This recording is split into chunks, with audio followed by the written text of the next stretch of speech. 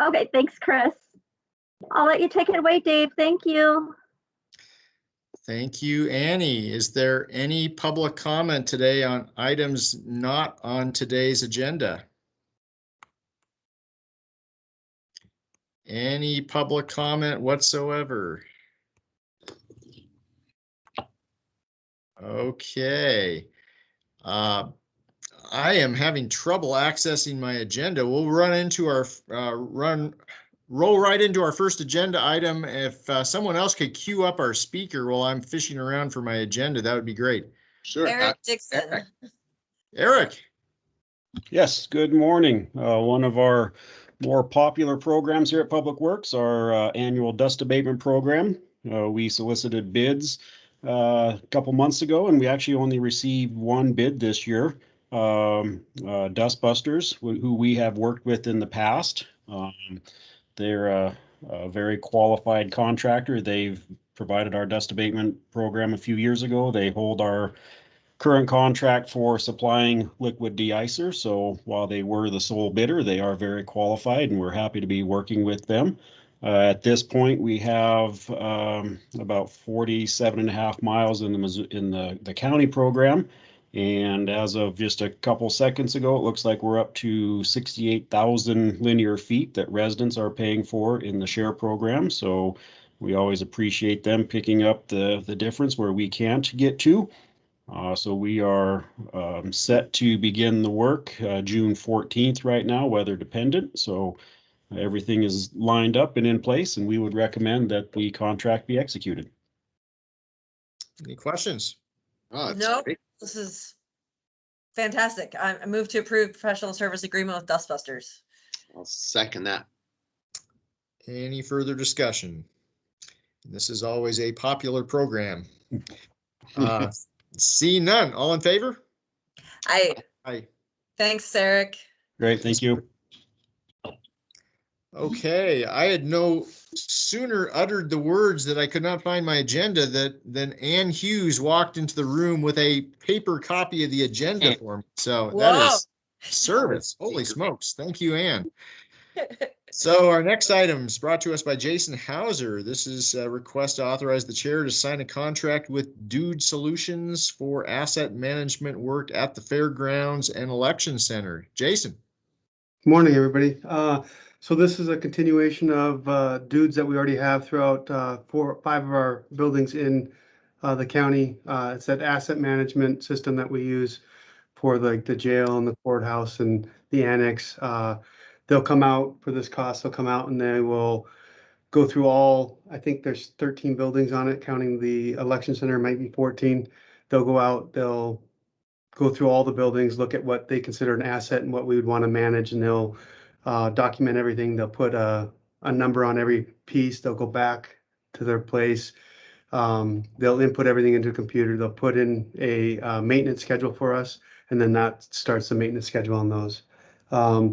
The election center will be responsible for about $1,200 of it, and Emily at the fairgrounds will pay the remaining roughly $21,000 of the contract out of her budget. So Great.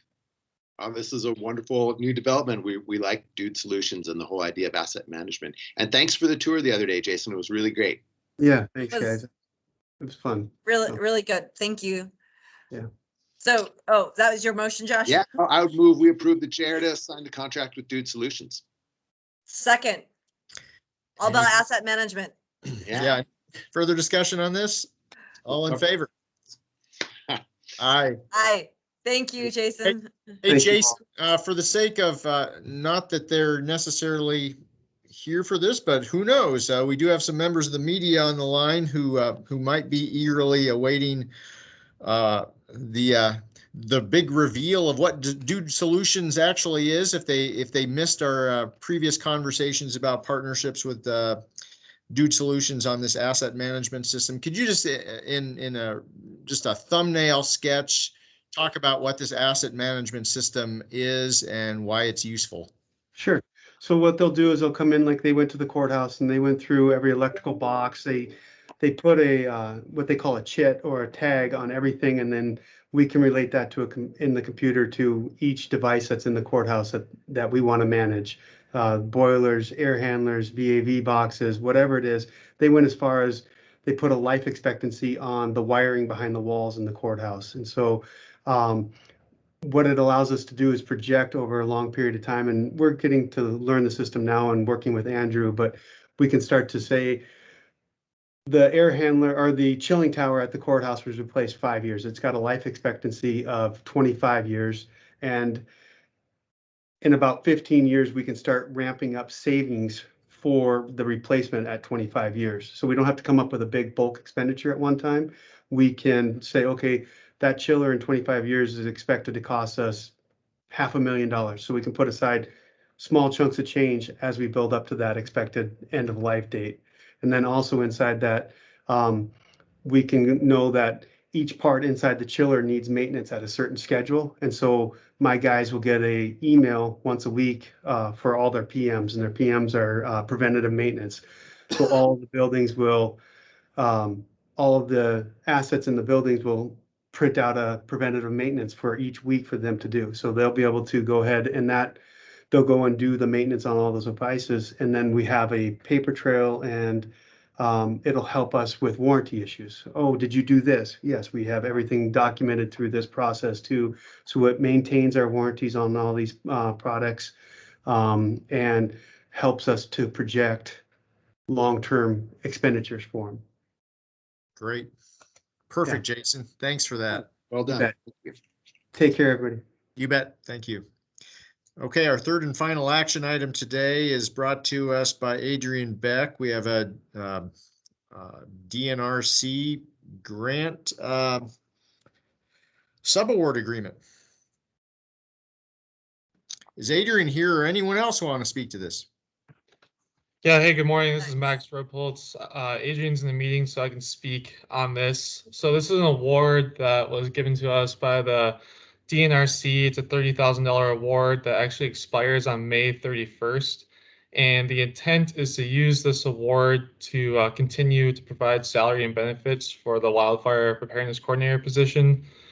And that position provides education to homeowners in both rural and urban settings on how to prepare for wildfires and provide cost share assistance to act on mitigation action items. So the ask is to sign this award, if at all possible, by the end of the day today, because the deadline is May 31st. I don't know, Max. Because you want to get paid. Good job. I'm not if we want to go down this road.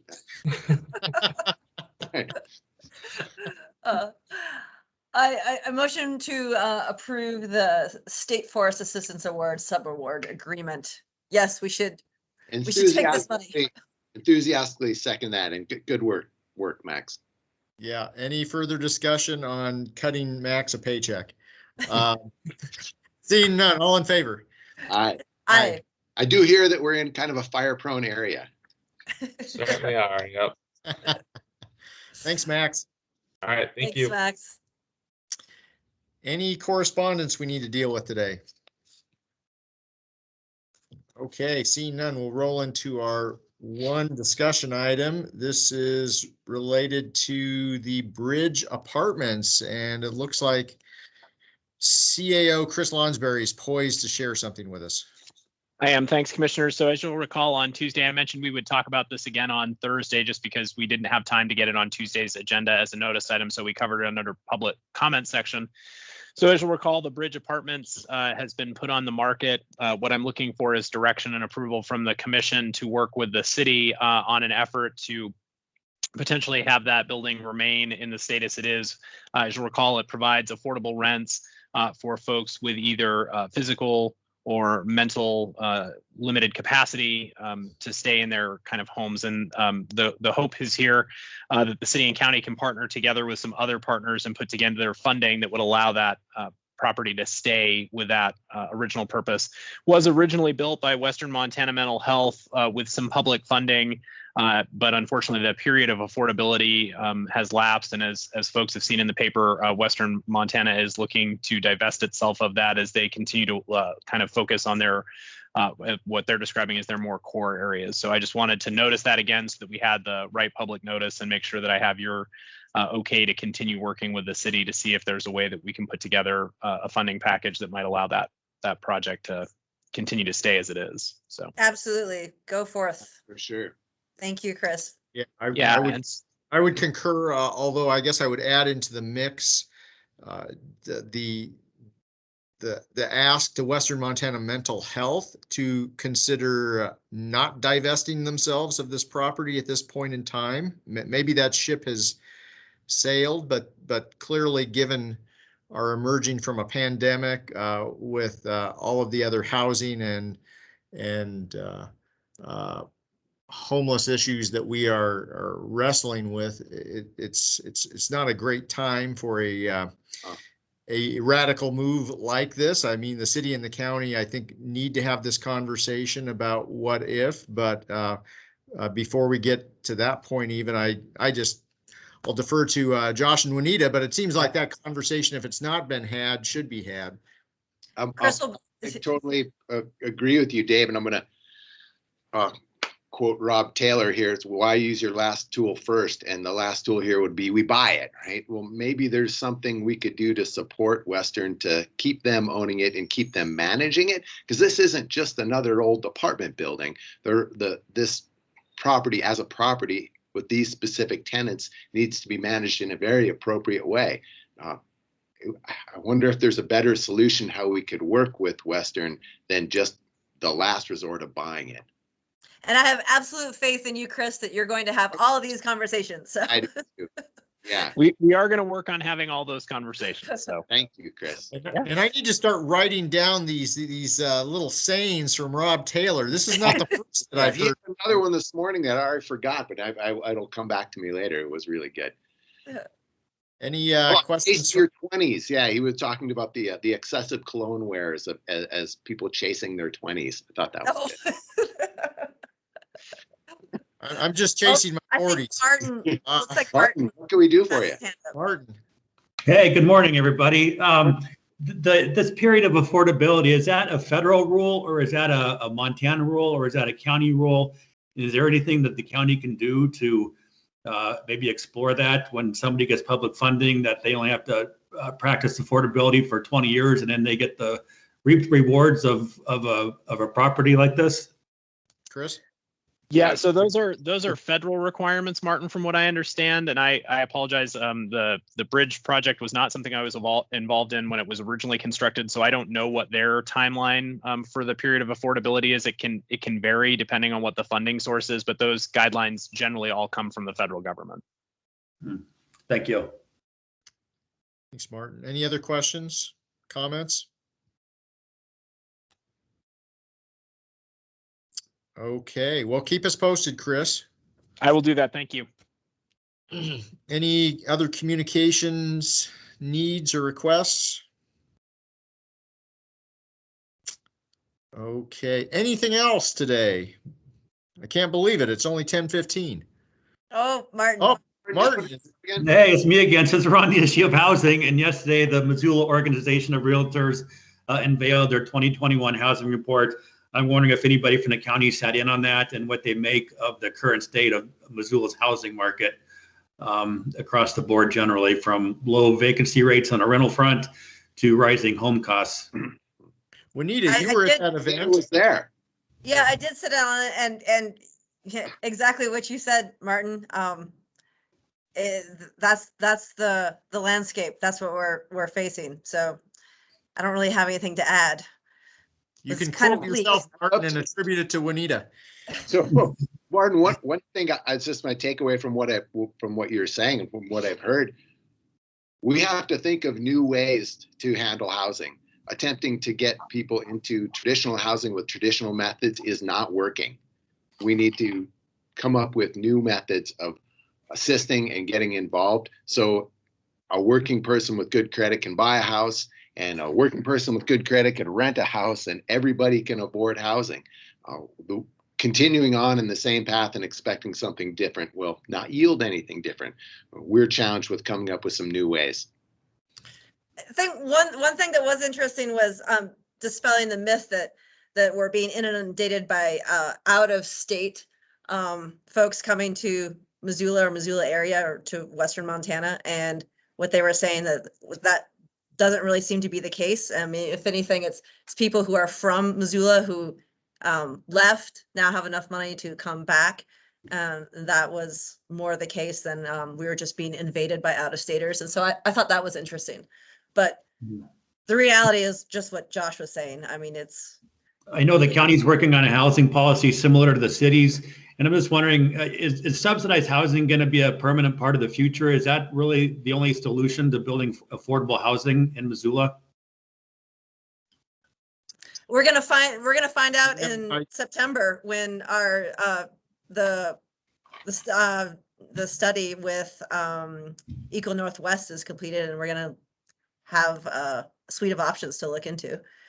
So I think, yeah, I think it's just that there will be a suite of options, and we are looking for how can we best use our limited resources in the most impactful transformational way as possible, because as Josh alluded to, simply trying the same thing and expecting different results is not going to get the job done, or to use a different metaphor, just ramming ever harder a square peg into a round hole is not going to accomplish the task. So we need to be as creative as possible and maybe break free from the palette or array of options that we've in the past thought are the way out of this housing crisis. We're going to shave some edges. There you go. Shaving the edges. Okay. That's the phrase of the day. All right, well, I'll leave with that. Thank you. That's a Greeno saying. Anything else before we adjourn? Okay, thanks everyone. Have a good day. Thanks, everyone. Goodbye.